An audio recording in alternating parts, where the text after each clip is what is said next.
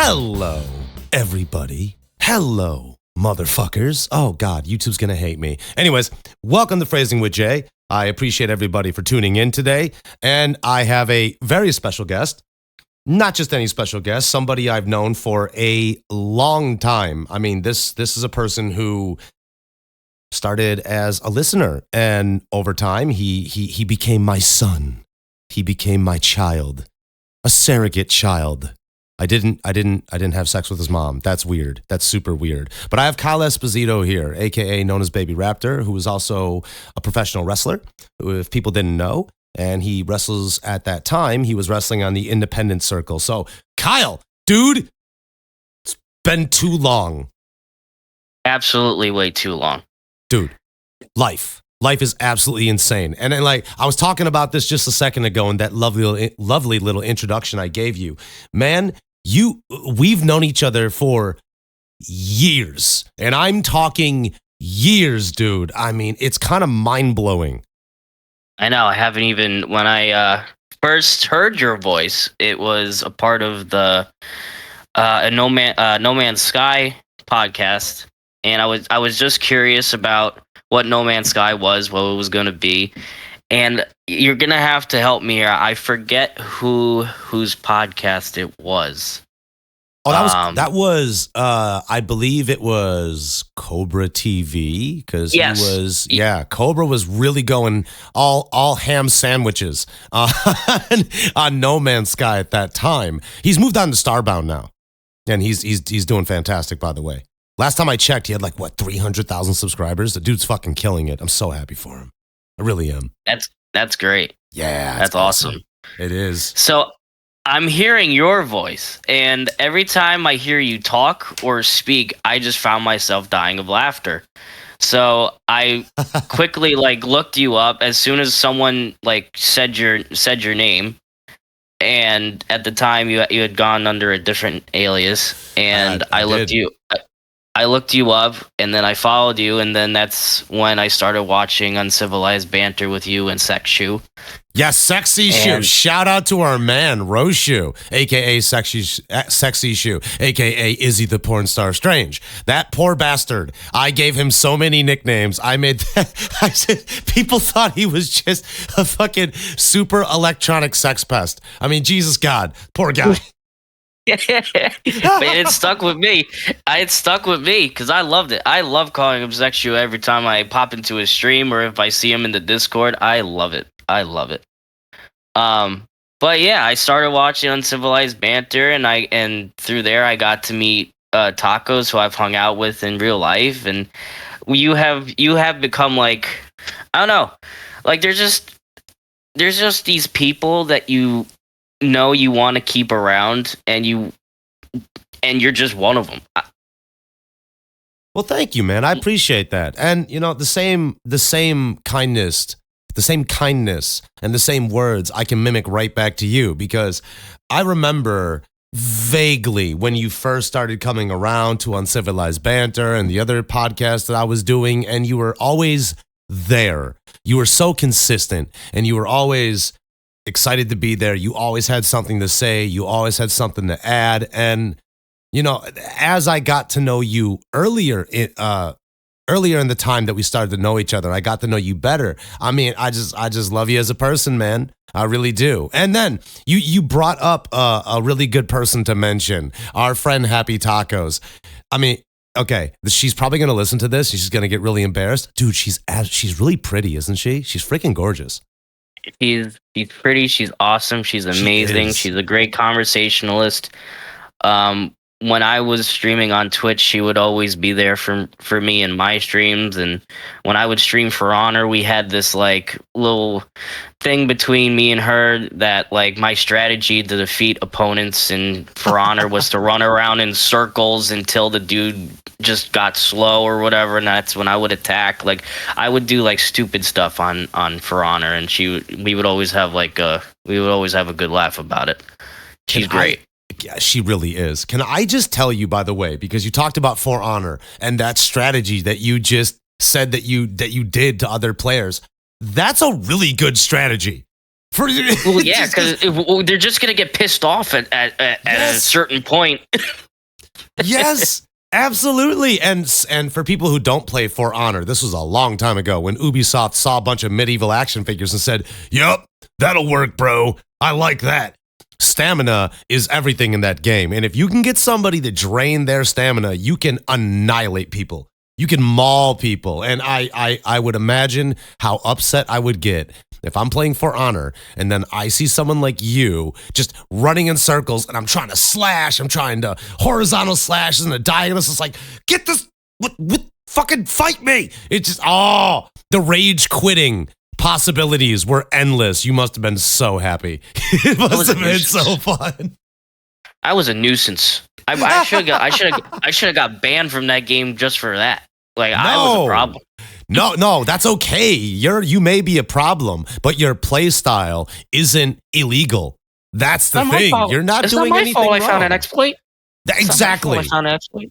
Exactly. And not only did you find an exploit, you found a chink in the armor for every player because, oh God, I got to go on to For Honor for a second. When you play For Honor, 9 times out of 10, if you're doing a 1v1 or a 2v2 or a 3v3 or the domination conquest type thing where you're taking points and you're fighting NPCs mixed with the heroes, if you're just running around and they're expecting you to charge in and attack you, and then you have this battle of, ooh, do I parry this way or do I block this way? And I attack you. And you're just, nope, circles, circles, circles, screw you, circles. Dude, absolutely genius. That is Einstein E=mc squared levels of thinking. That is a masterpiece. I'm so fucking happy you did that.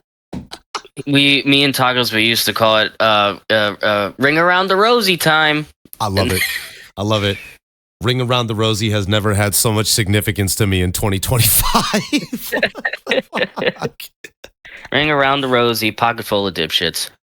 I like that. I like that. Please write out the lyrics. I want to sing them. Kyle, my man, like, before we started this pod, I hate calling it a podcast. Before I started this show, and you were, kind of waiting around for me to get back here to this little studio that I have. You were playing DayZ, and we both play video games. I talk about video games on my show all the freaking time. I always go over gaming news. One game I had not thought of in a long time was DayZ. And if you're still an active player on it, which you were playing it earlier, I got questions, man. I really do. What is your questions? My question is, one, and I know I could Google it, but I'd rather ask you, is it still in early access? See, it's like that game, it's been around for a very long time. Forever. And when they brought it, or remade it, or however they did it, and went from not just a mod to an actual game. The games look the same. Early.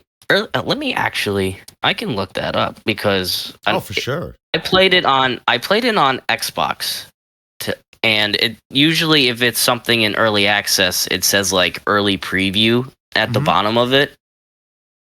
I don't think so anymore. Yeah, no.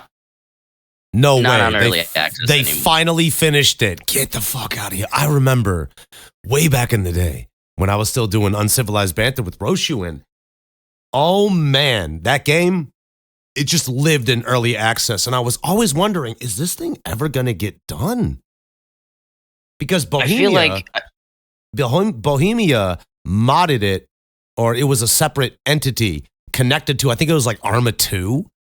Like that game? Yeah.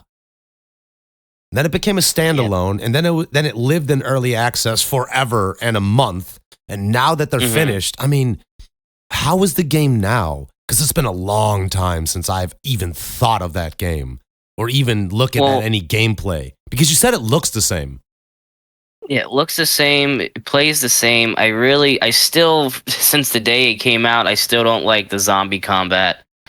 The only reason why I play it is just like I love that genre and that style of game.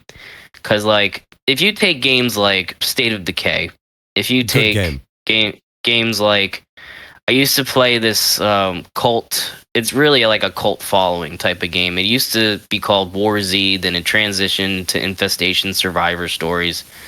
And then that game went into purgatory, and then someone who made an emulator of that game bought the rights to the actual game, so now they own the game, and I've been playing it recently. Like, that's the realism, the zombie apocalypse style of game I love, and that's what always brings me back to DayZ, was like the world, the looting. It's just I love all that. Like, I'm a sucker for that. I mean, like 7 Days to Die as well. Oh, I remember playing 7 Days to Die. And then you brought up State of Decay and Infestation Survivor Stories. I tried a little bit of Infestation, and it really wasn't my speed. I didn't have any real, like, anything negative to say about it, other than it just wasn't the game for me. And then when I played State of Decay, my brain did what your brain did when it came to DayZ. It was something about the looting and the type of, you had to be really quiet when you were looting, because if you were too loud or you looted too fast, the zombie would pick up and they would the horde would swarm you. And I liked everything about it. I mean, there wasn't much of a story, but I mean, no, there wasn't. Dude, it's a zombie game. It was go over here and loot things. The military's coming. Like, survive. It's like, okay, yeah. I kind of get it. And DayZ, for all its positives, there isn't a large overarching storyline. I mean, the game never ends. You're just jumping into a world, and the whole thing is survive in the zombie apocalypse. And I wanted to ask you a follow-up question about when you were talking about the zombie combat itself. Now, for a game that you like the looting and you like the survival aspect, and there's all these other elements that you like about the game, what is it about the zombie combat that kind of makes you just kind of still grimace and go, I don't know? Because it makes me, it just, what's the best way? The deep sigh is powerful. Because it's like, I played the mod, and it's like, if you remember playing the mod, the zombies would walk up to you, they would clip right through you. You couldn't really get, like, whenever you would try to attack the zombie, it would make you question, like, did it land? Did it hit him? Did it do whatever? And it's that same kind of feel, like the zombies will clip through you, walk past you. If you don't play the game in third person mode, I think you need to be put in a psych ward, because first person mode is just unbearable when it comes to that. Oh God. So it's not as seamless as, for example, Grand Theft Auto 5's first person mode, where it's very intuitive and everything is very smooth. Oh, absolutely. Like if I play Grand Theft Auto 5 and I'm walking behind a grandmother, I know for sure that the punch in the back of the head is going to land. There's an animation for it. With DayZ, that's not the case at all. Dude, you just gotta hope and pray. You know what? That makes a lot of sense, because if you're in first person mode, and for the record, when you were just talking about the Grand Theft Auto 5 first person mode, and you were thinking about walking behind a grandma, and you're just going, I know that punch is going to land to the back of her head. In my brain, I'm thinking, yeah, punch the bitch in the back of the head, steal her purse and run. Like, same mindset. Oh, I'm very glad we can both be entirely sociopathic when it comes to video games. Because there's so much good and bad, but like the bads are bad. Like Star Wars Outlaws is a game I played recently. Is that the one where I'm sorry to interject and cut you off, but is that the one where you can choose different styles of either a single lightsaber, a double lightsaber, or I think there was another option where you had a lightsaber and a gun? Oh yes. I know that there's a gun. I just don't know. I don't see, like, I didn't even play that far because oh shit. It's just like there's like stupid, if you climb up a tower and you kill a stormtrooper and it has like a gun, you pick up the gun, But when you go back down the ladder, the gun just drops out of your hands. It doesn't you don't take it in your inventory. You don't even strap it on the back of you. When you drive like one of those speed bikes, you can't run into I don't know what they're called. Let's just call them a cow. You can't run into a cow. You will just drive right past it. There's just a lot. I mean, it's an Ubisoft game, so I probably shouldn't have expected that. But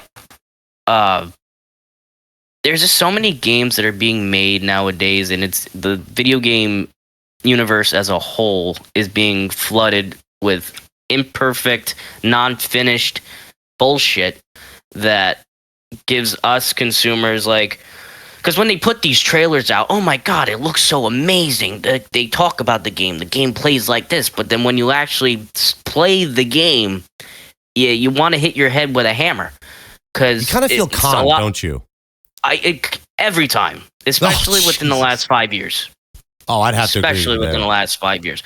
I played recently Avowed. I played recently Indiana. The last game I can tell you that I had a really good experience in was the Indiana Jones game. No way. Indiana Jones. That game is super fun. I highly recommend it. It rewards you for exploring. The rope stuff is fantastic. I had the same feeling about this game that I did when Spider-Man came out on PS4. I loved the web swinging, the everything. Those games I feel were made. We won't say perfect because nobody.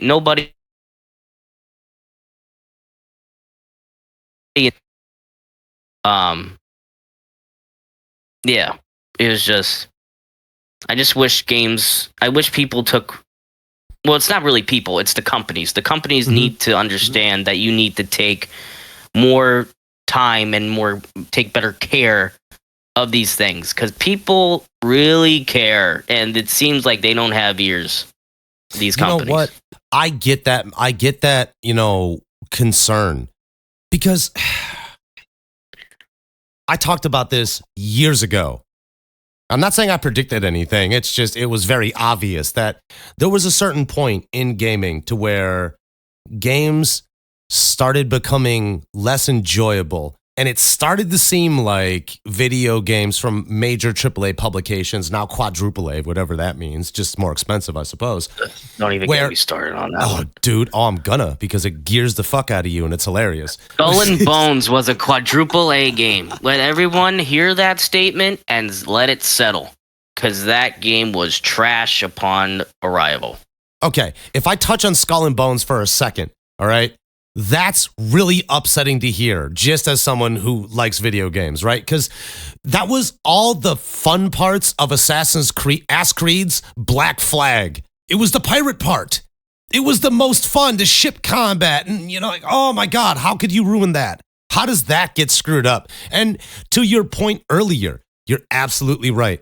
When you and millions of other gamers feel conned when you look at a trailer and then you have all these influencers and the YouTubers and stuff just kind of grease the wheel a little bit and kind of misrepresent what the game actually is and how fun it actually is, you're going to feel ripped off, especially when video games are costing, well, God damn it, it's probably half of a person's workday in price. The business decisions these companies make are absolutely terrible. You know what? I have to agree with you, because it's one of those things where, yes, I know, and and everybody else knows listening right now, that a video game company is a business. Their agenda is to make as much money as possible, and that's fine. Gamers will gladly throw their money at the companies, if they make a game that is something that is quality and that they enjoy. And that seems to be the missing link. Now it seems like gaming companies just want to bleed you, me, and everybody else dry and cut out as much content as they can just to include it later in a battle pass, a seasons pass, downloadable content, skins, loot boxes. Overwatch 2 is doing loot boxes again. Customizable cosmetic content that adds nothing. And they have stories that are just boring and they got characters that aren't interesting. It's almost as if the video game companies we have today kind of forgot how to make video games. Because I said this on previous shows, on video games are supposed to do one thing. They're supposed to be fun.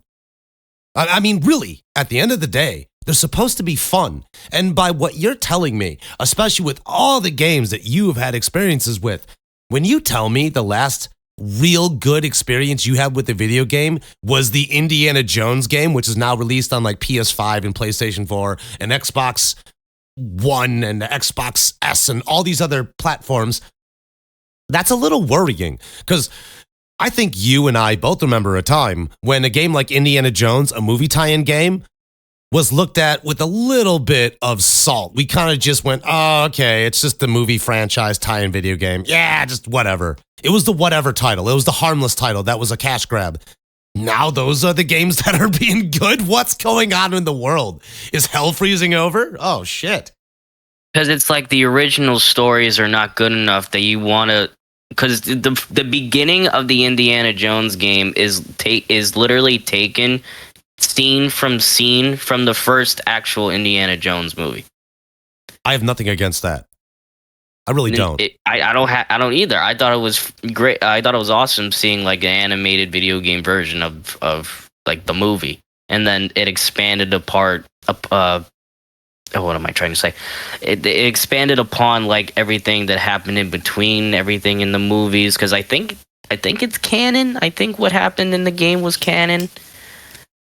Well, you know what? I'm gonna say it is canon, and you and I are both just gonna collectively, subconsciously and consciously agree. So yeah, sure, it's canon. Why not? It's canon to us. It's canon to us. Fuck it.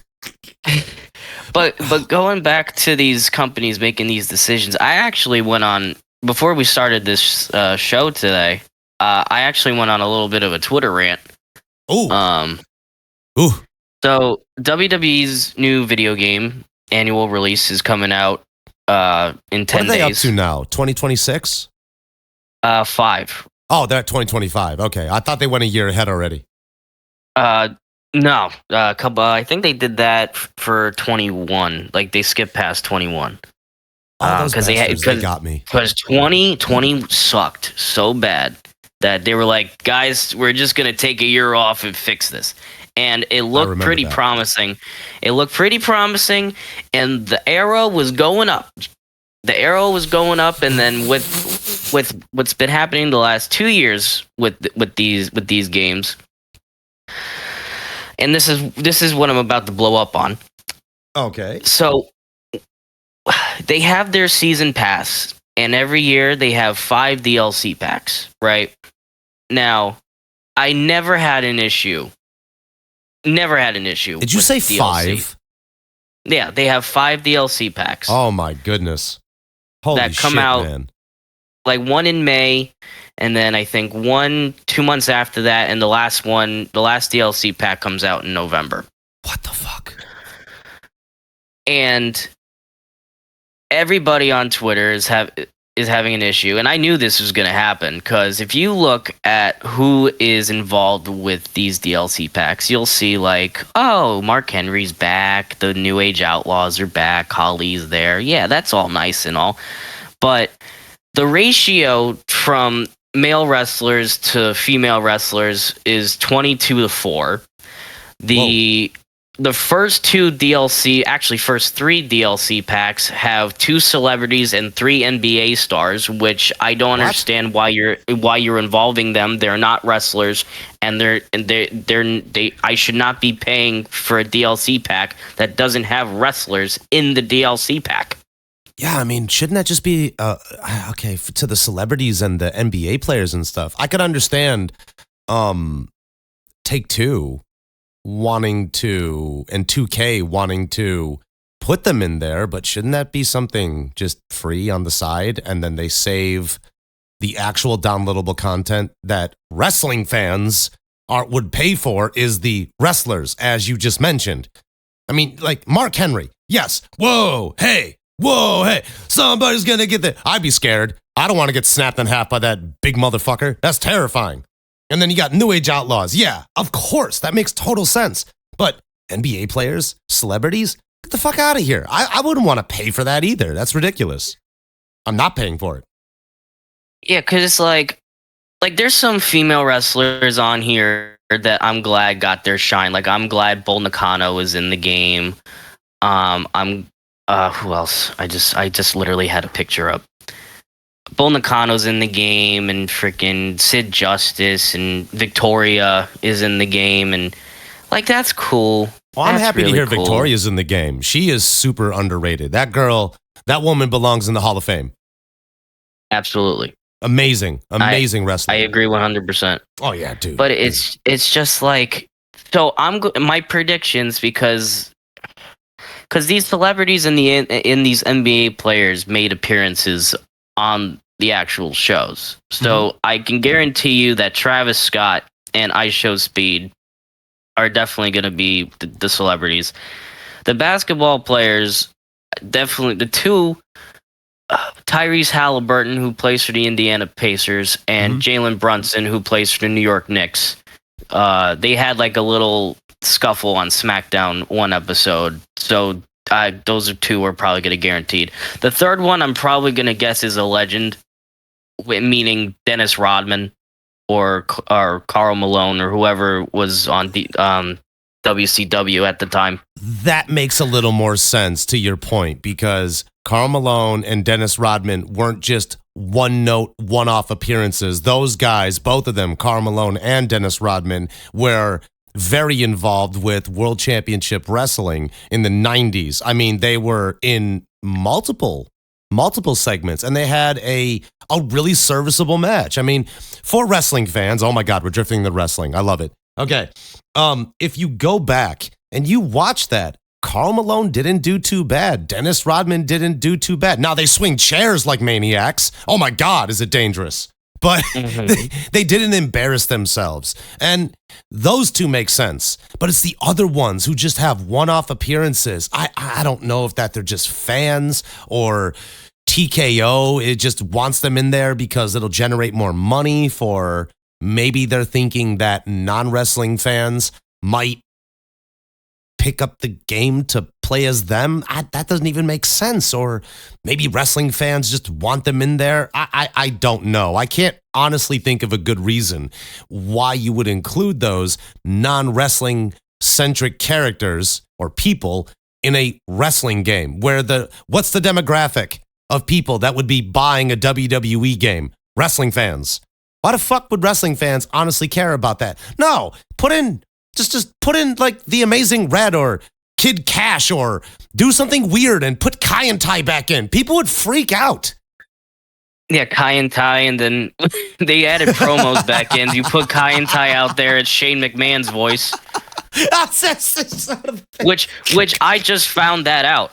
I had no idea when Kai and Tai would cut their promos, it was Shane McMahon doing the voiceover for them in the background. And if people didn't have a reason to like Shane McMahon even more, that would be one of them. There's an additional reason. I gotta give it up to Shane. Like, I was watching some compilations of Shane doing some crazy shit, and that man, he's in my top 10 for sure. I love Shane. You know, if we talk about Shane McMahon real quickly, have you seen pictures of him recently? The guy trains in mixed martial arts. He's very active. And for a guy at his age, I mean, he's in his 50s now. The dude looks better than most people in their 20s. I mean, it's astonishing. He honestly hasn't aged that much. It's just take Shane McMahon back in the day when he was the European champion and put gray hair on him. And just give him about 20 more pounds of muscle. He looks amazing. Looks fantastic. He does. He could probably still jump from a 20-foot cage onto an announce table if he really wanted to. Yeah, once. And then he has to take 7.5 months to heal, because that would probably nearly fucking kill the poor guy at this age. But he'd do it. Yes. He'd do it. You know what? We joke about it, but the thing is, Shane McMahon's definitely an adrenaline junkie. And I think it's just who he is as a wrestler. I think he just feels the need that people know him for these super high spots, and he would absolutely do it. I mean, I know Vince McMahon has had a lot of controversy lately, but remember when there was a video that WWE put out where Vince McMahon in his 70s like was grabbing onto this railing and he let go and he jumped off the railing onto the crash pad in his 70s. Oh, that was with Rob Gronkowski. Yes, it was with Gronkowski because he was kind of freaking out about it. And Vince was like, well, you just got to go here. Look, I'm going to do it right now. And he just, let's go. No fear. And then he looks up at Gronkowski and goes, you see? It's easy. Like, Jesus Christ, Vince. Fucking psycho. I heard a similar story. There's a guy named Austin Theory. And he was in the Elimination Chamber. He's the shit. It's such good shit. That's such good shit. Life sucks, and then you die.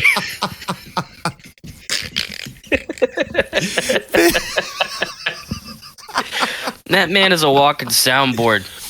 Oh, he really is, dude. I just need a soundboard of all Vince McMahon quotes. Oh my god. I mean, yeah, the one we have to leave out is the one where he walks past Booker T saying, you know what?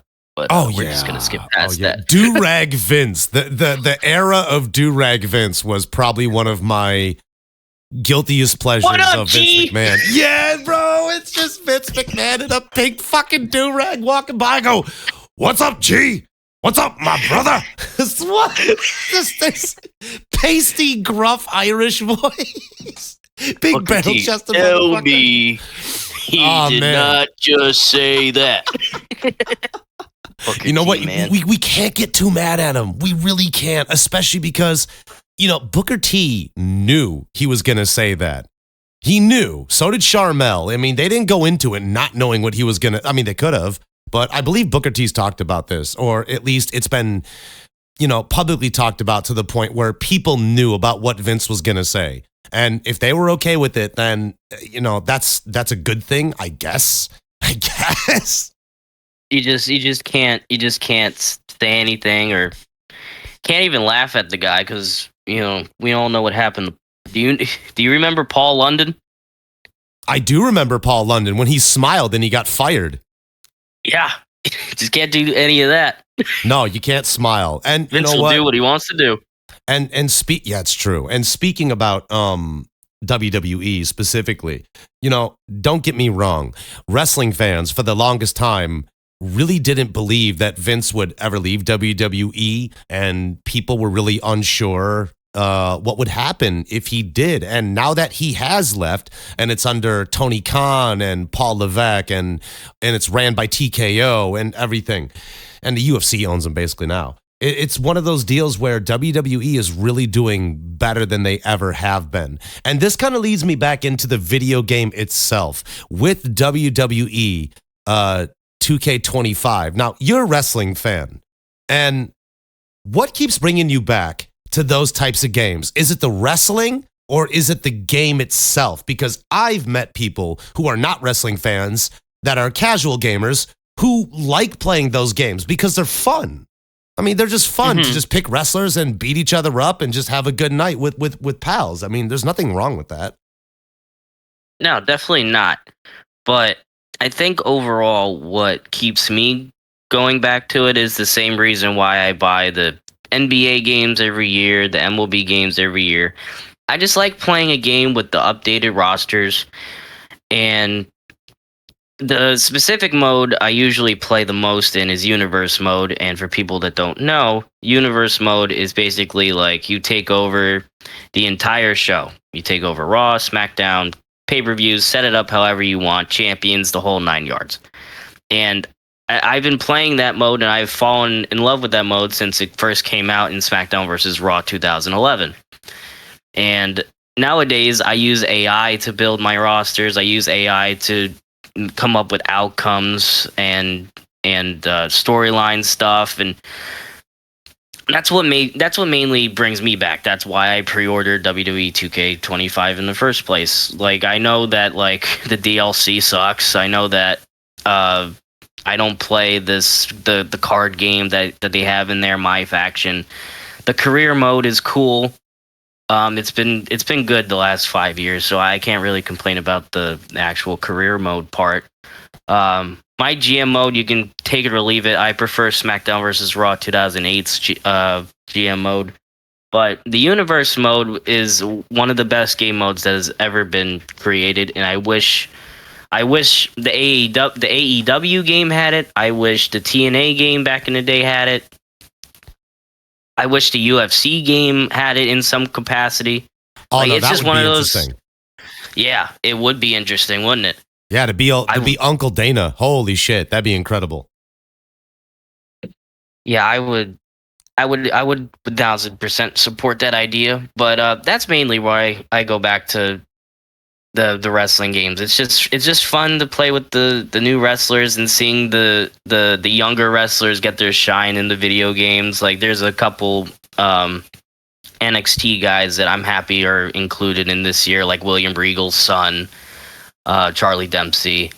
Oh, that's amazing. And yeah, it's great. I love seeing that.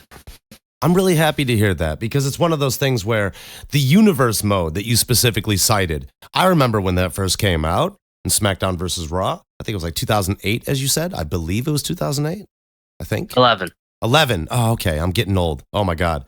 But no, I remember the universe mode, and it kind of blew my brain in half because at that time, gamers didn't have that ability to have so much control over basically the wrestling company.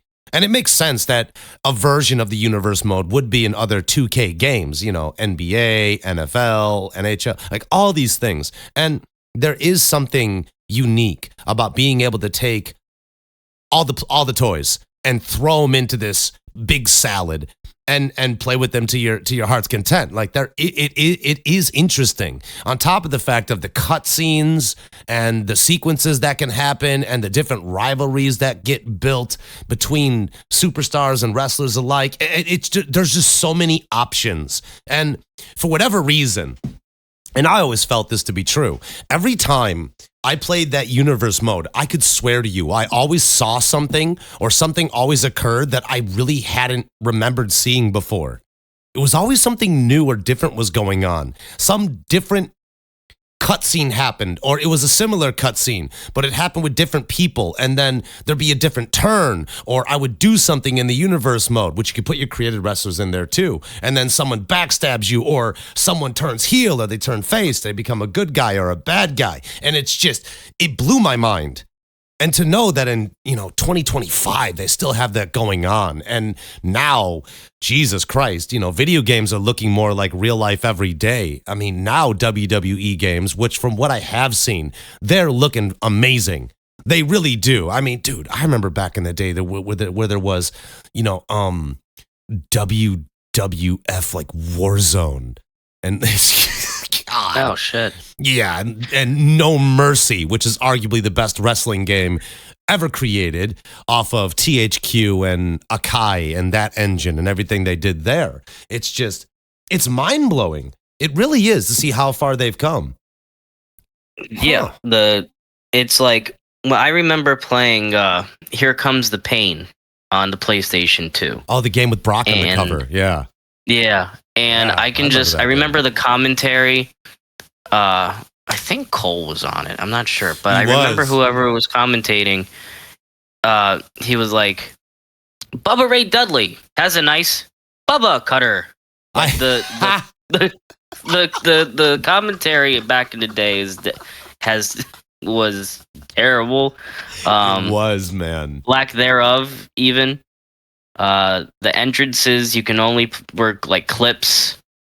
Yeah, it was so limited. Absolutely. Yeah. And then somehow Fred Durst was in there somewhere, but we're gonna skip past that. I completely forgot about Mr. Fred Durst being in that video game. Somehow, I think it's because he did a theme song for The Undertaker. He just found himself in the video game. And correct me if I'm wrong, but Fred Durst was actually a very strong character for being a secret character in the game. I don't know how he became so powerful.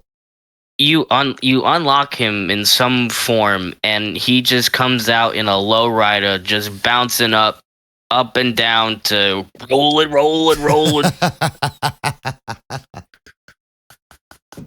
It was awesome. Dude, see, that's the thing. And that's the thing. Now, what we're talking about here is exactly the point I was making earlier. See, what you're describing here is fun. You've had fun with these games. You've enjoyed them. You like them because they're entertaining. This very DNA of what this entire conversation was and this big spiel about video games is exactly what video games of today, a lot of them in the modern era, is missing. And this goes back to your conversation, what you said about video game companies making bad decisions or pushing out work that isn't finished or creating stuff that is just cookie cutter and packaged, sealed, and delivered just to put in more DLC content or to make another live service game that has no ending. I mean, Jesus Christ, Call of Duty isn't even Call of Duty anymore. Now Call of Duty Warzone isn't even Warzone anymore. Fortnite transformed into I don't know what it is anymore. I thought I knew what it was, but now it's just this multiple-headed hydra of confusion. And it's an online Disney World. Yes, precisely. I mean, Jesus Christ, I just saw Sub-Zero somehow entering the fray into Fortnite. I'm going, what the fuck? Sub-Zero's in Fortnite? What? Okay, that's weird. And then you got games like Players Unknown Battlegrounds that included Payday in it? Like, what? What are you talking about? Why would you put Payday in Players Unknown Battlegrounds? Are they heisting? If they're not heisting, it doesn't make sense. It's just very strange decisions, very confusing crossovers. And then you have a lot of games that, as you were saying earlier, you feel conned. You watch the trailer, it looks interesting, you get captivated and you get hyped up. And then you actually sit down and you play the game and you go, oh, this isn't what I thought it was at all. And then you're disappointed. And that's not what I think you, I, or any gamer walking God's green earth right now wants to experience. You're spending, like all of us, if we buy a video game, you're spending a significant amount of money. And as we know in the real world, money is harder to come by, jobs are harder to come by, prices of food are going up, rent is skyrocketing, the world's going topsy-turvy. So if somebody is going to spend their money on a video game, it's going to cost a lot. And then when they find out that they install the game and then they go, oh my fucking God, I installed the game and now I got to download a 10 gigabyte day one patch. What the fuck is going on here? Yeah. It makes you, it just makes you scratch your head a little bit. And I wish things could be different, but this trend, we've been talking about it for years. It's not going to change anytime soon unless someone comes along and does something to wake these people up. But I can probably tell you that the only companies if you're really like a radical person and thinking that like I'm not supporting any of these video game companies and buying their products, the ones that you should buy the products from are Obsidian and the people behind No Man's Sky. Those people are doing incredible work, and those are the only two companies that I currently trust right now. It used to be Bethesda, but I don't know. Like Starfield was a disappointment for me. What about Starfield disappointed you? I guess it was because I was under the impression that it would be No Man's Sky, but made by Bethesda with Skyrim elements. That's exactly what I thought it was going to be too. Was that not the case? Because at the time I didn't have a console or anything to play it on, so I couldn't purchase it. So that's not what happened. What ended up happening to it? It's like, so the beginning of the game, it kind of makes you feel like it is the case, right? You see like all these bait planets. And switch. Like you see all these planets and everything. It's like there's only 7 planets. What? And 4 of them are like moons, so there's barely anything on there. Oh, Jesus Christ. And the DLC that they added was like, oh, here's another planet with some stuff to do. No. and it's just like I thought. And like when you fly in the outer space, it's not what's the word I want to use? Smooth. Like it's just a cutscene. It's not the ship going up and going past the clouds, up in the stars, into the sky, like No Man's Sky. No, it's a cutscene. Oh, that's bullshit. Landing on a planet. Cutscene. Oh no! Oh God, I can understand why you were disappointed, because if we compare Starfield to No Man's Sky, No Man's Sky definitely wins on that one, because in No Man's Sky you go from outer space to landing, and you're controlling the landing. You're controlling your descent to where you land on the planet. Then you're able to get out of your spaceship and you're able to explore around. Not to mention, just another credit to No Man's Sky, they've been in the news recently talking about they have a huge update that's probably going live soon, if it's not already live now, to where you can go underwater and you can explore more places. Like, they're doing a lot to that game. Oh yeah, dude. That update's out. And I feel like a crackhead playing it. Like, I'm addicted. It's such a good quality of life update. They added giant robots. They added like more different planet varieties. They added more different creature varieties. They added gas planets that if you land on it, you'll die within like 5 seconds. Oh my God. This company, I'm not even just going to say this update. This company is the blueprint that every other company needs to follow, because if we all remember, and I know we do, when that game came out, the amount of hate, the amount of vitriol that game got was well deserved, I will say, because I was a part of it. Sure. I remember when Hello Games released No Man's Sky, and to the detriment and the chagrin and criticism a lot of millions of gamers, tons of them, and it was warranted. You know, I remember Sean Murray. He promised a little too much too early, but No Man's Sky had the hype. They had their fall. They had their rise, and then, they had their hype, they had their rise, they had their fall, and then they rose again because they went back and they corrected all those issues. And then they added even more stuff to keep gamers and fans of No Man's Sky to continually come back, to have a legitimate reason to still come back, still play the game, and still enjoy it. I mean, you just said it yourself. You're basically a crackhead running around No Man's Sky now. Ooh, that's encouraging. It's just like, you can't even, like, the comparison to No Man's Sky to Starfield has now been outdated. Wow. Because that game has changed so much, you have to compare it to Star Citizen now, because now that's its competition. Screw Starfield. Star Citizen, the game that will never be, the game that will never be finished, the ultimate scam in video games. Holy shit. I am so suspicious of that title.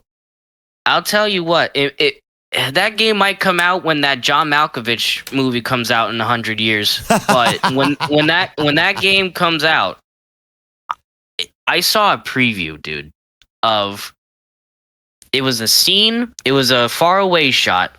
In front of you was like kind of like a spaceport, and far in the distance, the caption was describing that they were doing like some sort of like nuclear test, like they were doing something with like nuclear bombs or whatever.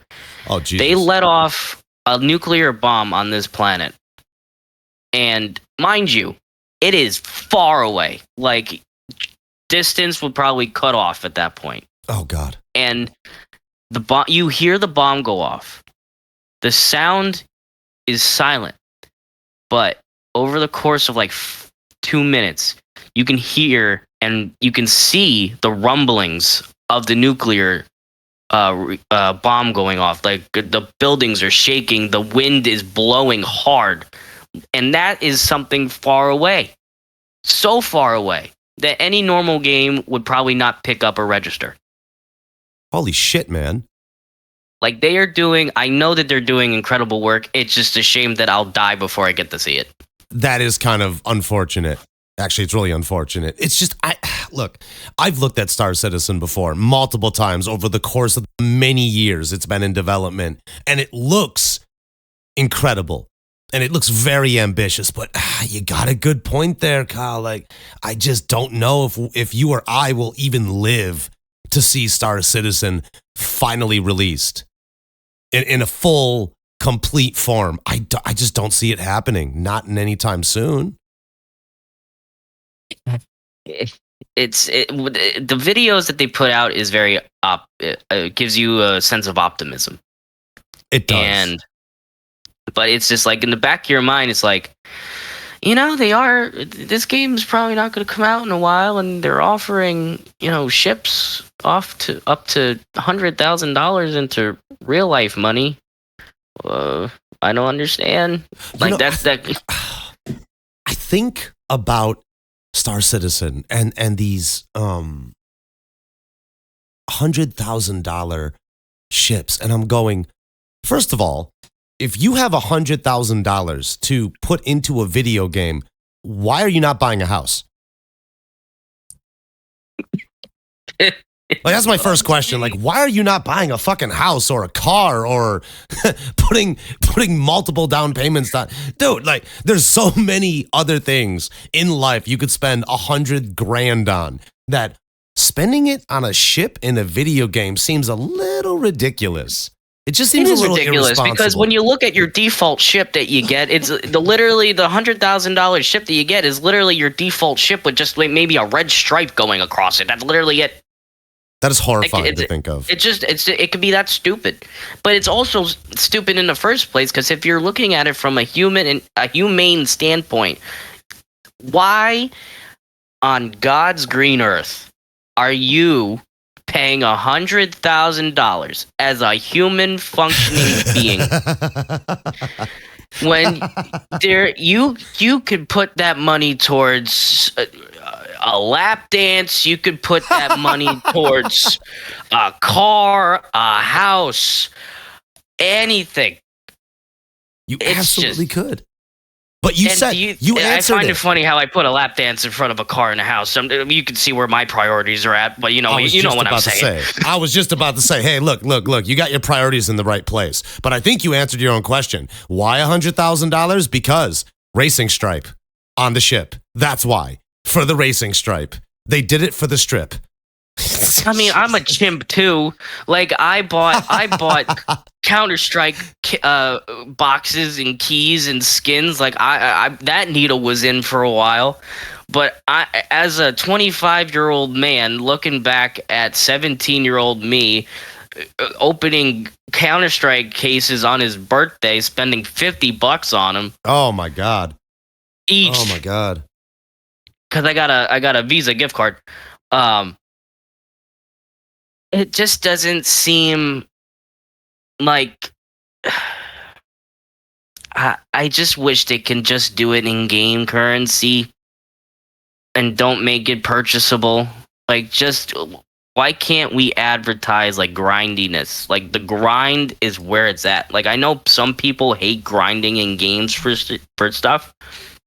It's the thrill of the hunt for me. That's my standpoint from it. If I want this rare skin, I should be able to earn it, not pay my way to get it. But that's a good point. And you just talked about it. You talked about, yes, what happened to the grind. And I know we live in an age today where everybody wants everything instantaneously. We have instant streaming. We have Uber Eats and DoorDash and all this stuff. Everything's just shipped to your door immediately in 20 minutes. Otherwise, people start complaining.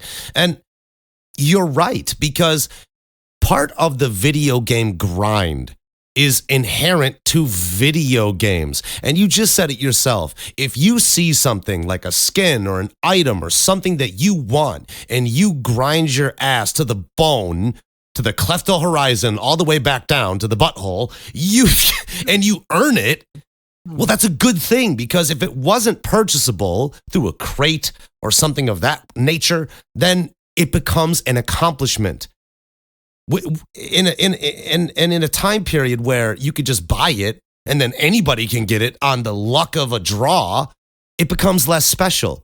I mean, you remember this back in the day when you saw people with certain skins or certain items that you went, oh shit, that dude that dude spent a lot of hours and he fucking earned that one. It happens to me on Counter-Strike all the time.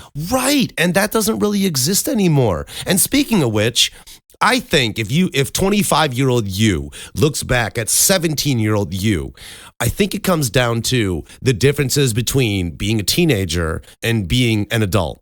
Because when you're an adult, you don't have the time the same way a teenager does to play the games the same way that you normally would. I mean, you have real life responsibilities, you have bills, you have car payments, you have family, you have a social circle, you have work responsibilities, you have other passions and other hobbies that you're investing your time into. So in a lot of ways, that's it.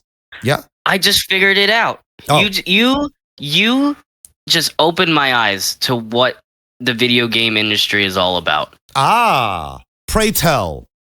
The video game industry caters to people who have no responsibilities. I mean, I would say that's fairly accurate. And because people don't have responsibilities, they don't have the mindfulness to be like, oh, I could pay for this car, but I could also pay to look cool in this freaking video game. Like, the kids don't care up until about the age of 20. Until you hit 21 and you get to a point in life where your mom's telling you, like, oh, you have to get a job. Oh, you have to help me pay for these bills. Oh, you got to do this. Oh, you got to do that. Until that happens to you, you have no idea. You have no idea. And these companies are smart for it. I'm not going to lie to you.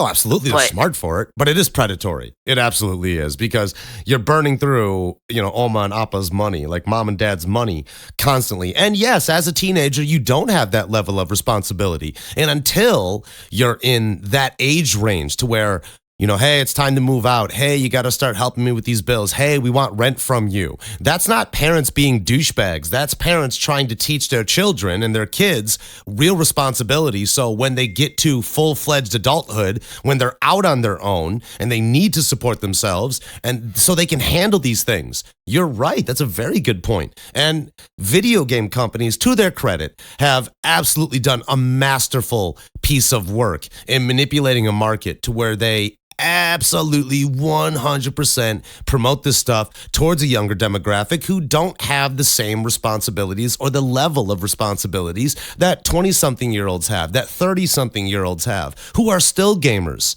And what's even more crazy is you see those gamers who are in their 30s, 20s, 40s, 50s even, or older, who are responsible and have that dispensable income. I don't know how the hell they get those guys and girls, but they do. They sucker those people in too, and it's even worse because those motherfuckers, they got real responsibilities. It all comes down to your personal economics. Like if you're aware of your income, if you're aware of how much you make, you need to calculate that in your head and just really say to yourself, can I afford that?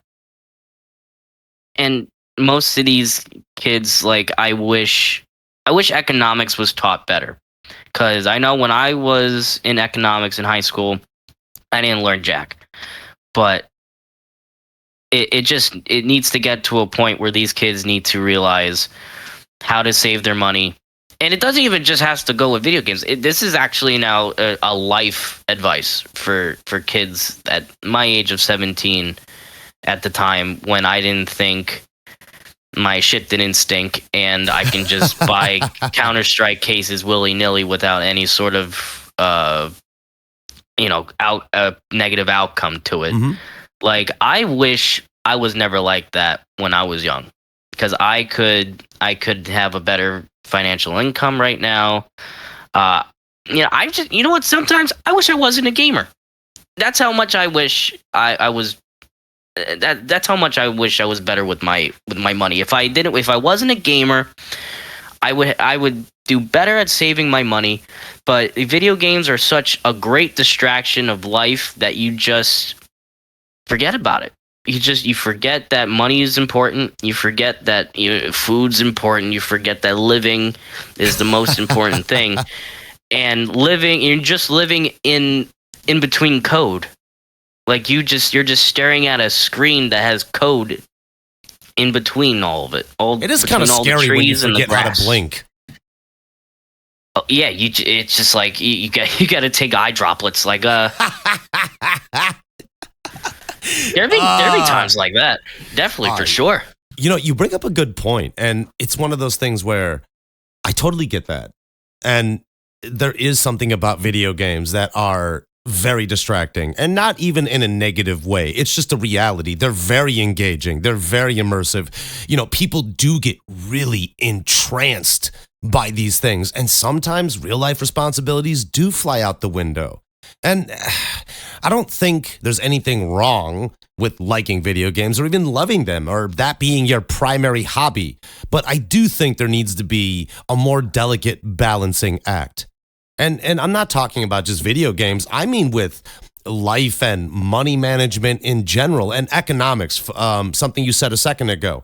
Yeah, you said you didn't learn shit about economics in high school. Same here with me. You know, I learned more about economics and money management and all those real life responsibilities on how to balance a budget, etc. I learned a lot of that through trial by error. I learned a lot of it through my oma, my appa, my mother, and my father, who were trying to instill this stuff into me. And there was a time where it wasn't clicking, and then at some point it just clicked into my head. And guess when that happened? Around my 20s, when it all mattered, when I was already out on my own, and I'm asking them, like, I would ask my parents, like, dude, why am I so broke? And my dad would go, well, are you managing your money? Are you budgeting? I'm like, what do you mean? And he goes, oh my God, do you not remember anything I told you? I go, of course I do, but like, why does that matter? You know, then he sits down and he explains to me the logic and what you were just talking about. You know, you have to really consider, okay, I want this, but can I actually afford it? And not just, I have the money, I can buy it now. That means I can afford it. It's no. About a month and a half later, when my money's going to be low, can I make that purchase and still be comfortable enough to pay for my car, to pay for gas, to pay for food, to pay my rent, my electricity bill, my internet bill, all these things that do matter when you are out on your own, or whether you have a roommate or you live alone, or whatever the case may be. I mean, it's very relevant.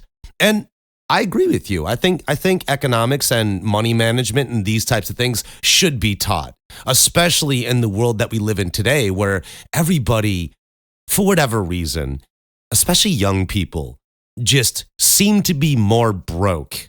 And I wonder if it's due partially to what companies do and how they kind of manipulate gamers' minds a little bit into thinking that this skin, this crate, this downloadable content is the most important thing that you're ever going to have, and you need it now.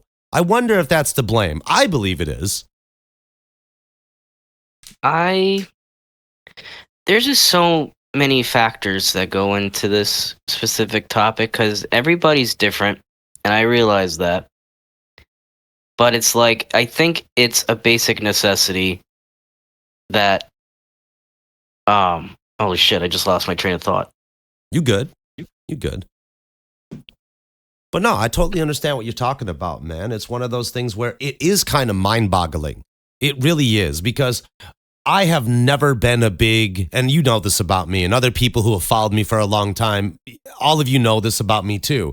I have never been a big fan of downloadable content in itself, unless that downloadable content was significant enough to really warrant a purchase. And I'll cite an old game right now. When The Witcher 3 came out, from CD Projekt Red, that game just on its own is a fantastic piece of work. And then you had the Blood and Wine DLC and the other one, the expansion pack, that if you just cut that out and made it its own separate game, it would be worth the money. And that's what I'm getting at. You know, these cosmetics and these loot crates and these battle passes, it just seems so ungodfully insulting. And you're right. I'm a sucker for a battle pass. What is it about those things, I have my man? demons. I have my demons. I have my demons. A Fortnite battle pass, if it's good, it will get me. It will get me. I ain't gonna lie. That's probably one of my my demons. So what is it about the battle pass that you find just so appealing? Because I look at a battle pass and I go, no, that's just a way to pull another whatever amount of money out of me. I'm not interested in that. Fuck that. I'll just play the game. It kind of ties into what I said before. It's like a combination of what I hate and what I love. I love the grind, but I hate how I have to purchase my way into the grind. That is so painful to say that, to have those two subjects in the same sentence. That you love the grind, but you hate that you have to pay for the grind. That's painful, man.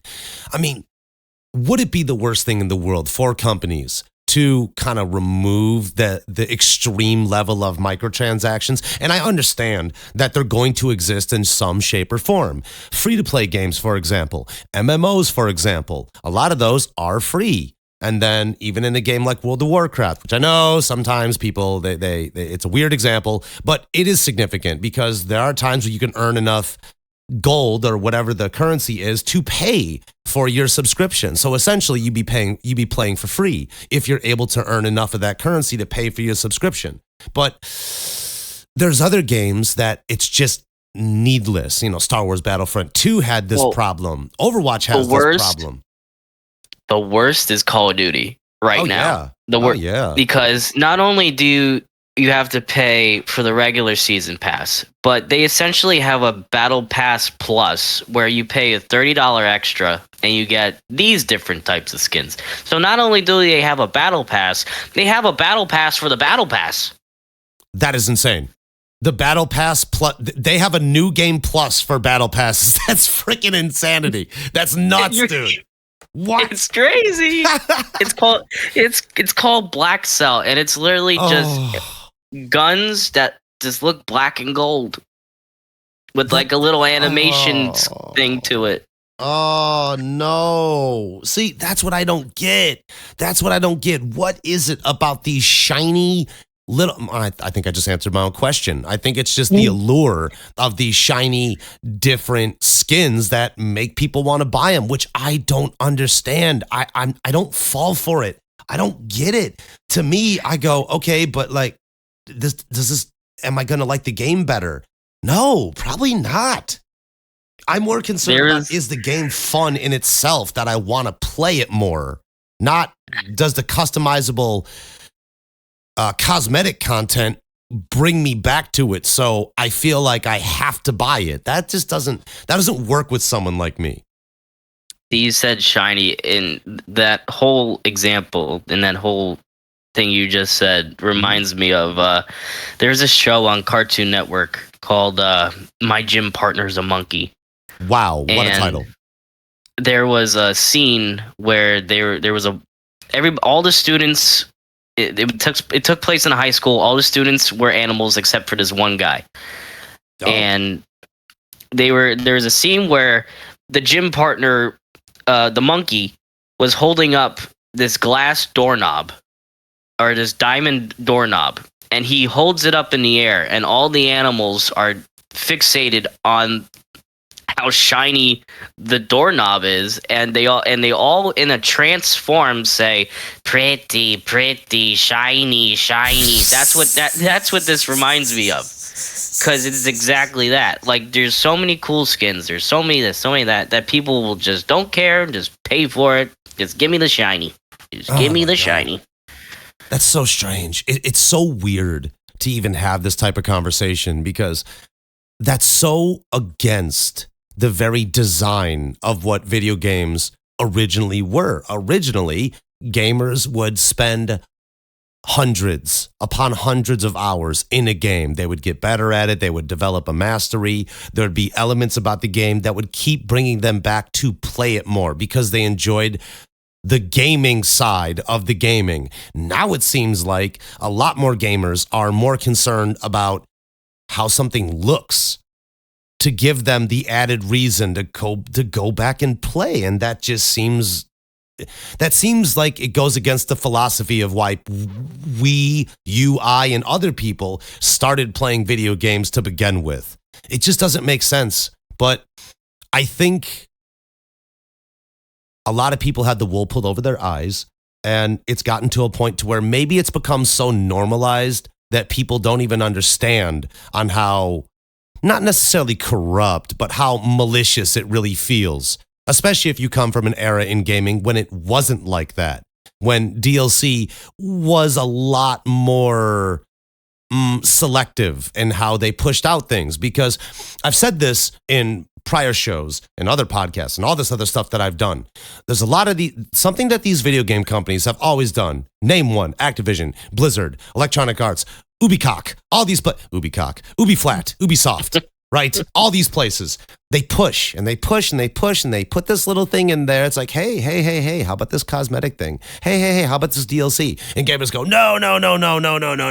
And the companies go, okay. And they wait a few months and they go, hey, remember about that battle pass I was talking about? Hey, how about you try it now? It's like they're pushing fucking virtual cocaine on gamers and it's starting to work. It's freaky, man. I think, who do you think, or actually, what video game did you think for the first, like, in totality was the most disappointing? Recently or in general? In general, in your lifetime.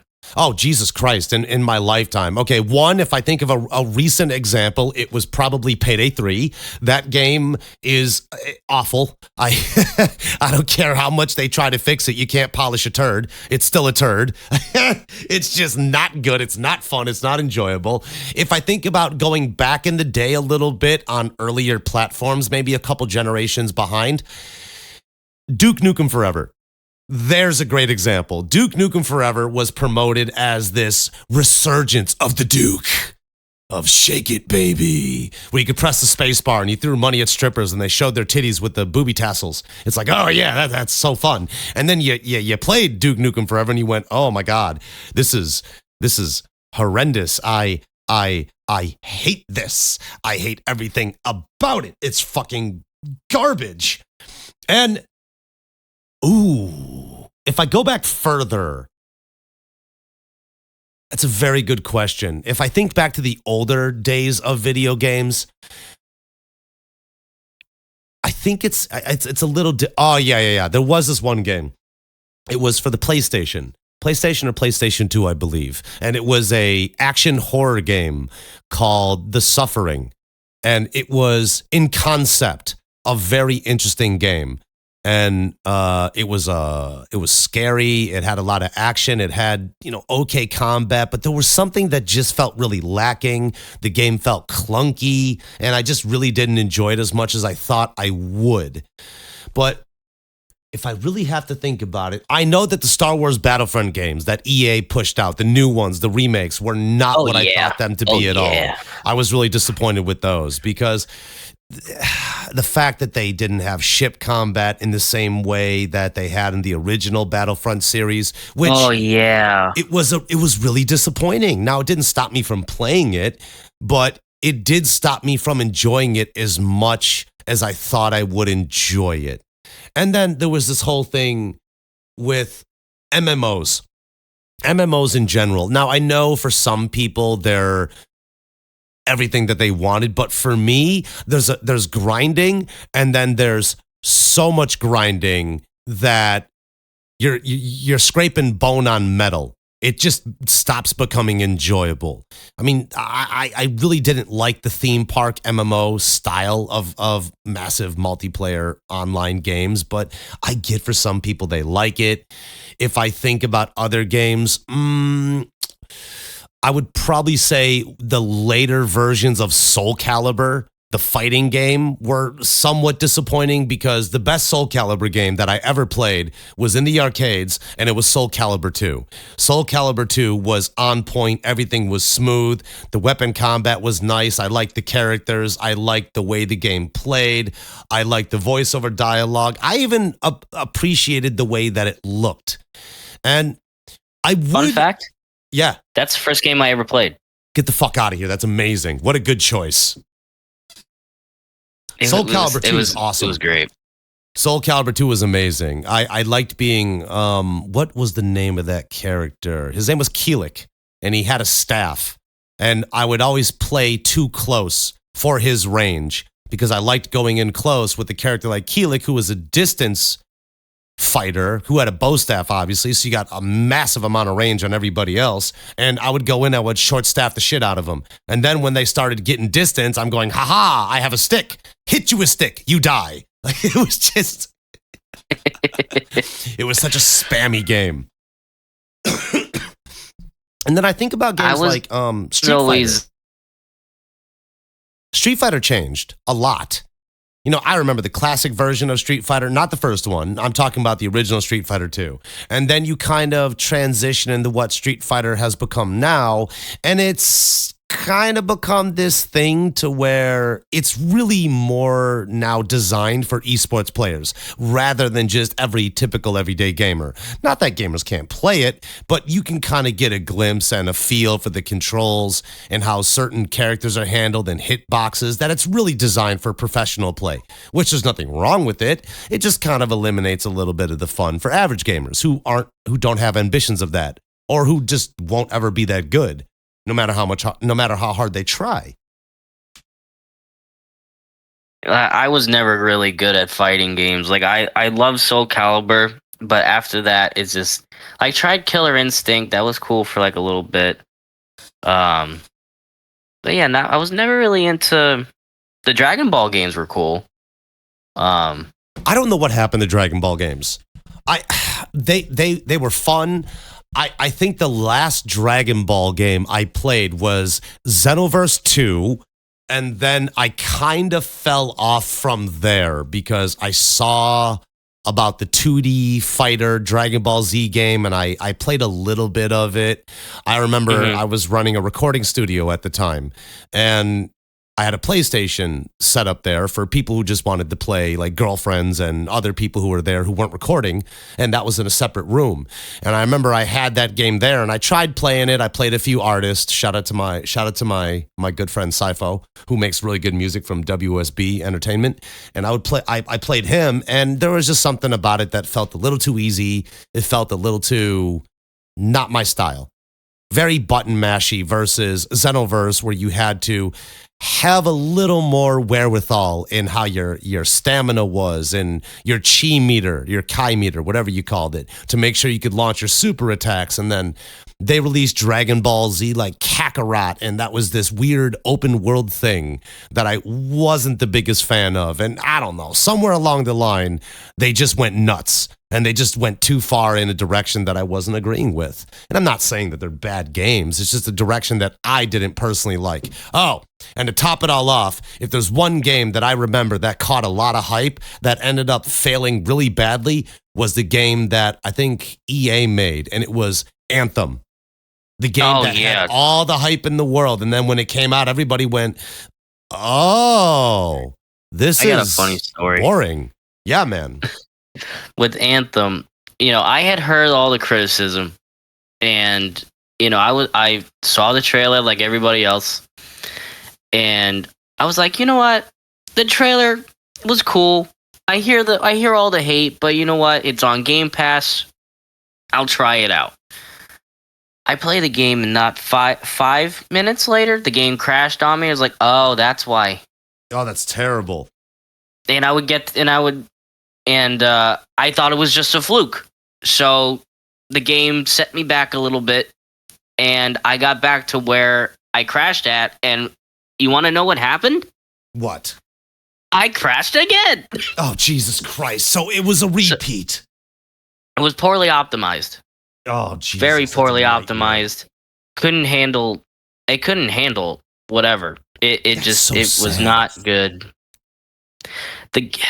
Now I'm trying to think of games that I was probably disappointed. I know there's been some, like State of Decay 2. I was disappointed in. Really? Because they changed the whole dynamic of what one was. Yeah, and they added these plague heart things, and they added this stupid plague heart mechanic where it was like, you go to like a gas station, and all of a sudden you see a plague heart, and the plague heart makes the zombies worse, and it makes the infection worse. And that's right. I remember that. They changed the looting, and they changed the base building, and I can tell you I was positive that they added like enemy humans, like they added human players that will shoot you or and attack you. Like that was cool. But if you would have took State of Decay 1 and not added the stupid plague heart nonsense gimmick, because like I'm okay with like special zombies. Like that's not a problem to me. Like I'm used to that. We all play Left 4 Dead. I was just about to say Left 4 Dead and Left 4 Dead 2 introduced us to that, and there's no issues with there. They were fun. I mean, you kind of have to learn what to avoid and how to destroy those specific special type of zombies. Yeah, and if you look at the show The Walking Dead, which I always base like, if the video game is not anything close to what The Walking Dead is, I will not play it. That's how I am. That's how I am. That genre is very special to me. So if it's not like Walking Dead Simulator, I won't have it. And the State of Decay 1 was the closest thing I found. So to do that in State of Decay 2 and have that little, they might have thought it might have been a cool addition, but it's actually a subtraction. I think it's one of those things where if the developers who made State of Decay and State of Decay 2, if they took what worked in State of Decay 1 and just gave us a State of Decay 1 plus, just a revamped version. Yeah, with the storyline and maybe a few more differing zombie types, and just kept to the same core principles of what made the first State of Decay so wonderful to play, I think it would have had a larger reception of warmth versus what you have been talking about here going, yeah, State of Decay 2 was too far of an aberration to what the first State of Decay was. And they kind of feel like two completely different games, which is a shame because the first State of Decay is very enjoyable. It's very fun to play. State of Decay 2 kind of hinges on that line of becoming a chore, which is not a good thing to have in a video game. And I know you're talking about the Plague Heart. I'm pretty sure when the developers made that, they probably made it with the best of intentions. I don't think there was anything malicious from that company. It was just an idea that didn't work. And maybe they were so transfixed on it that they just didn't realize how the rest of the gaming audience would just really not accept it and really not like it as much as the developers might have thought they would. And I'm not defending them. I'm just thinking that could happen, because it's very likely that it would happen. That happens all the time in everybody else's life and projects or things that they try out. Sometimes things don't work. It's just unfortunate that a good sequel like State of Decay 2, which has good elements in it, got really ran down by a few implementations that just weren't quality in the sense of enjoyment, not even from a technical sense. Yeah, like I find myself going back to the first one than the second one, and I find that a problem. So I'm hoping State of Decay 3 fix things. I know that they're adding zombie animals from the trailer. Not really sure how to feel about that one until it comes out, but we'll see. But if I have a zombie crow try to fly down and peck my eyes out, I might be okay with it. I don't mind a little birdemic, but I think that's a 50-50 I don't mind area. a lot of birdemic. I don't mind a little bit of a birdemic. If I got some Alan Wake crows zooming in going, okay, fine, fuck it, I'm shooting them, whatever. Then I fuck up and I fire my gun and a horde of zombies hears me and they come over and they try to rip my skin off my face. Like, yeah, like that's cool.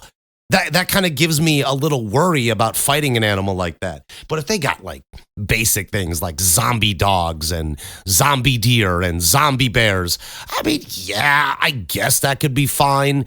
But you could run into this weird issue to where they become a nuisance or they're too difficult to deal with, or if there's, I think that's a balancing act, if anything else. As long as it makes me feel like I'm Leonardo DiCaprio in The Revenant trying to fight the zombie bear, I don't want it. I am under, speaking of Leonardo DiCaprio in The Revenant, good movie about Hugh Glass, who was a real person for people who don't know. If you don't know about Hugh Glass was probably one of the most badass men to ever live in history ever. I highly encourage that you go seek out a documentary. You go Google this guy because that dude lived through so much. But speaking on The Reverend in the movie that Leonardo DiCaprio starred in, one, Leo's a great actor. That's obviously true. But I think they did that bear scene to punish him for being in Titanic. How so? Because he was the pretty boy that everybody loved in Titanic, and I'm sure there was a million people who hated that. So they just went, yeah, let's just have Leo get mauled by a fucking bear for 5.5 minutes and everybody will be happy. He got his ass whooped by that bear. Dude, that bear is frightening. But what a badass scene, though. Oh, it's incredible. It's an incredible scene. I mean, obviously, we know Leonardo DiCaprio is not really getting mauled by a bear, but the acting makes you believe that he got mauled by a bear. I mean, Jesus, movies have come It's such just a crazy long way. to me. It's just crazy to me that that's the movie where he won his first Oscar at. That is kind of disappointing because you could have given him an Oscar for fucking Shutter Island. I was just Shutter about Island to say Shutter Yes. Island. It's an incredible movie. I mean, we could talk about you and I could sit here and spend an entire show just talking about Shutter Island and if he really knew who he was at the end of the movie. Spoiler alert, if you haven't watched it, too fucking bad. It's been out for decades now. Yeah. That movie came out a while. It's been a while. Oh, yeah, it's been a long time. But that's one of those 2010. things. Yeah, it's been out for over 10 years now. Think about that. Think about that. Time goes by like a Camaro down a bare highway. It really does. Just goes right past. With nitrous. And then you see Doc in a DeLorean going, Marty, we have to get back to 1955. I left my lighter in the glove box at Biff's house.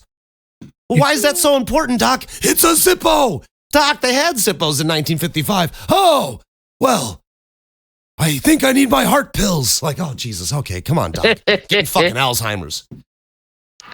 You know, talk about a movie franchise that should never be made again. I don't think you could ever do it again. Back to the Future was a once-in-a-lifetime lightning in a bottle thing. And then they got to Back to the Future 3, and they're going back into the Wild Wild West, and Marty's going, oh, man, you know, blah, blah, blah. And the Doc goes, yeah, this is heavy. And I'm going, oh, he said the line that Marty said. Oh, God. It's the most underrated franchise, I feel. It's a franchise that doesn't get any love, I feel. I think depending on who you ask, and you got to kind of look at what their ages are. If you pick someone maybe in their 20s, most likely 30s or 40s, they're going to love Back to the Future because it came out during their lifetime.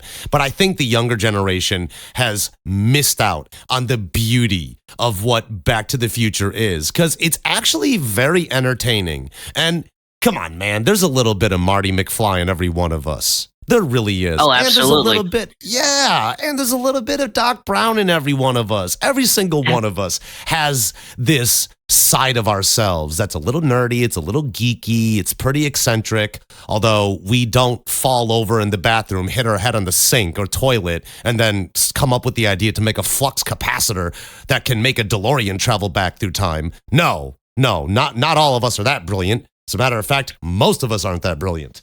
But Jesus Christ, we all have the inner scientist and the inner nerd and the inner intellectual inside of us all. That's real. That very much is. Absolutely. Have you ever played the Telltale Back to the Future? Yes, I played. Shit.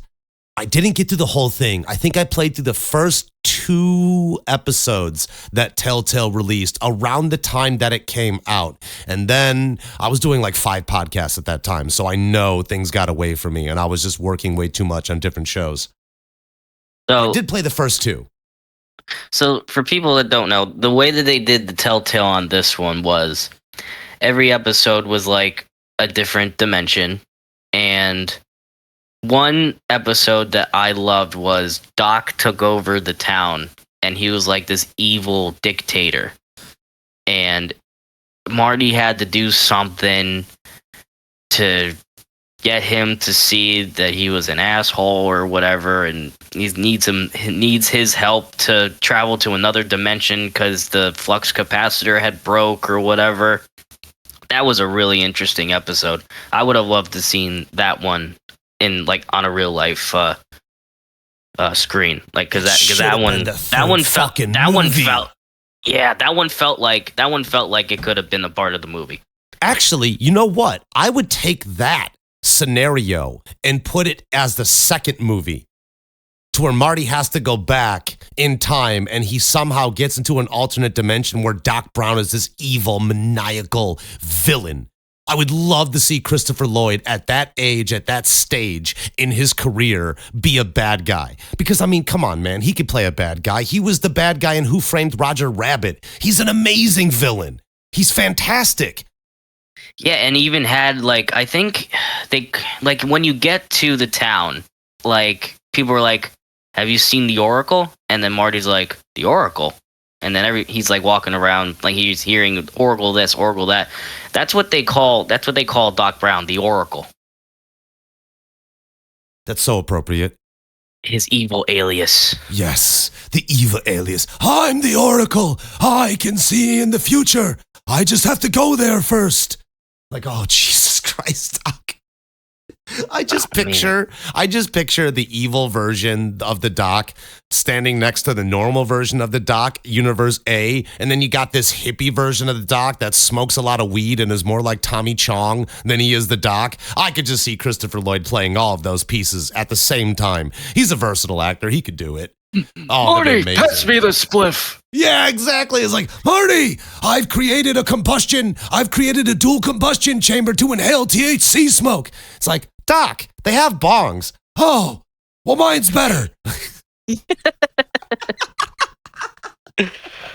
Oh, that's fucking awesome. Kyle, I have had an amazing time with you today, but unfortunately, I have to wrap this show up. I do have to get going, but it has been a real pleasure talking to you, man. Are you okay to come back on? Because we have to continue this conversation because we didn't even get into the stuff about wrestling and the millions of questions I had about the similarities between acting and being a professional wrestler, because there's a ton of them. I literally am about 10 minutes away from having to go do something. Would you be okay with coming back on and probably like absolutely? Oh, excellent. I'm so fucking happy. I will talk to you off air about that. But where can people find you? Because I know you stream. I know you're on the internet actively, in and out in sporadic doses. Where can people find you? So if I ever decide to stream again, which I'm always constantly thinking about it, you can follow me on twitch.tv/TheBabyRaptor. Correct. And the only other one I use is the most is probably X. So it's like, what is it? It's also the same thing at The Baby Raptor on X. Oh, fantastic. Thank you very much for coming on today, man. And everybody, that is going to conclude today's show with my good friend, Baby Raptor, my son, my boy Kyle. And everybody, I will see you next week. And keep gaming, keep exercising, and do some good things for yourself. Because remember, life is about balance.